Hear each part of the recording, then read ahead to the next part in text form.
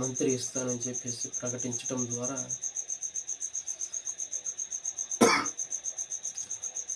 Welcome to my channel. And మనం ఈరోజు discuss చేయబోయే విషయం ఏంటంటే, మనకు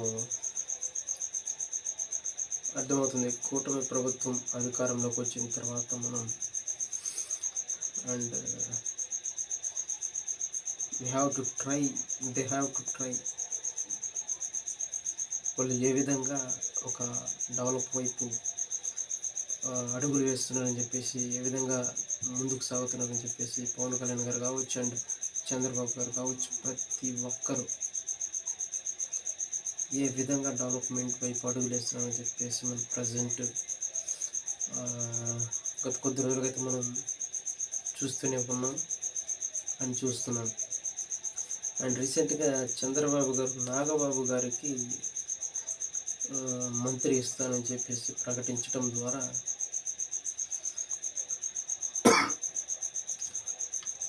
ఈ ప్రకటన ఏదైతే ఉందో, మంత్రి పదవి ఇస్తానని చెప్పి ప్రకటించడం ద్వారా చాలామంది వైసీపీ నాయకులు కావచ్చు అండ్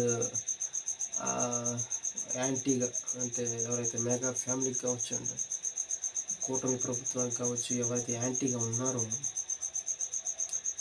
వీళ్ళంతా కూడా మనకు వాళ్ళకు తోచిన సమాధానాలు సోషల్ మీడియాలో అండ్ న్యూస్ ఛానల్స్లో డిబేట్ల మీద డిబేట్లు అండ్ డిఫరెంట్ కారణాలు అండ్ వివిధ అంశాలను లేవనెత్తి వివరించడం జరుగుతుంది.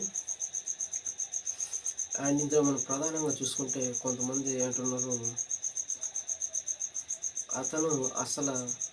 అతను ఎన్నికల్లో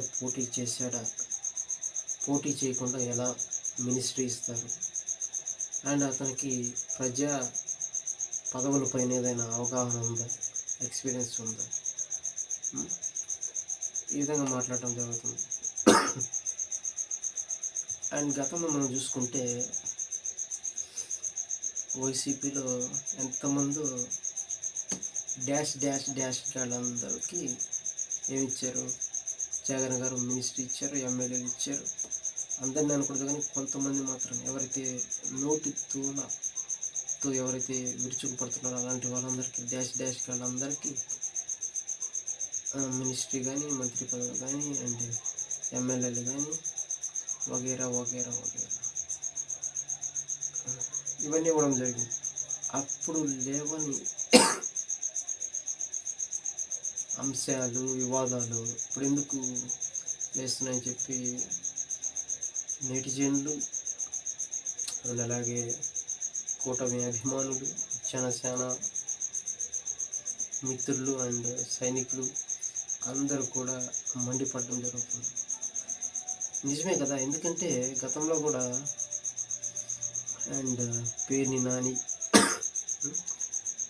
గుడివాడ అమర్నాథ్, ఇలా అంబట్టి రాంబాబు, నెక్స్ట్ ఎంతోమంది రోజా గారు కానీ చాలామంది ఉన్నారు. వీళ్ళందరూ ఫర్ ఎగ్జాంపుల్ రోజా గారిని తీసుకుంటే జబర్దస్త్ షోలు చేసుకుంటూ ఉండేది. ఆవిడకి ఏమన్నా ఎక్స్పీరియన్స్ ఉందా, ఆవిడని మినిస్ట్రీ చేయడం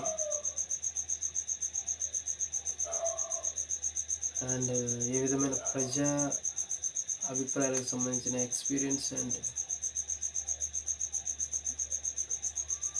ఏం లేదు కదా.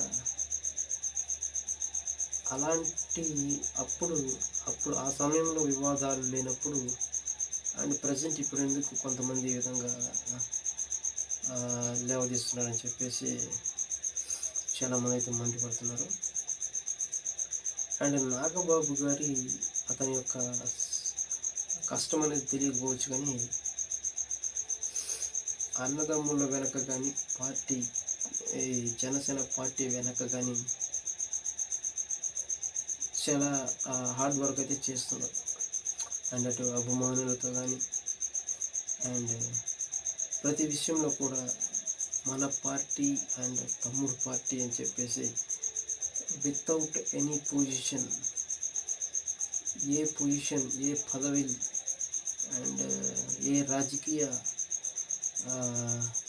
పదవులు కూడా ఆశించకుండా అండ్ జస్ట్ బ్రదర్ కోసం, తమ్ముడు కోసం, కళ్యాణ్ గారి కోసం అండ్ జన సైనికుల కోసం, పార్టీ కోసం అతను కష్టపడ్డాడు. అండ్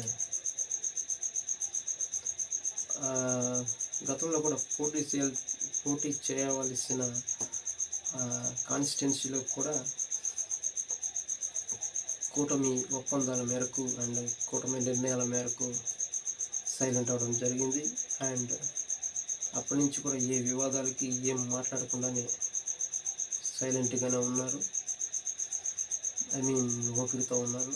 అండ్ దానికి సంబంధించి ఇప్పుడు మనకు కళ్యాణ్ గారు కావచ్చు అండ్ కూటమి నేతలు కావచ్చు అందరూ కూడా గుర్తించి ఒక మంచి నిర్ణయం కూడా తీసుకోవడం జరిగిందని అనుకుంటున్నాను.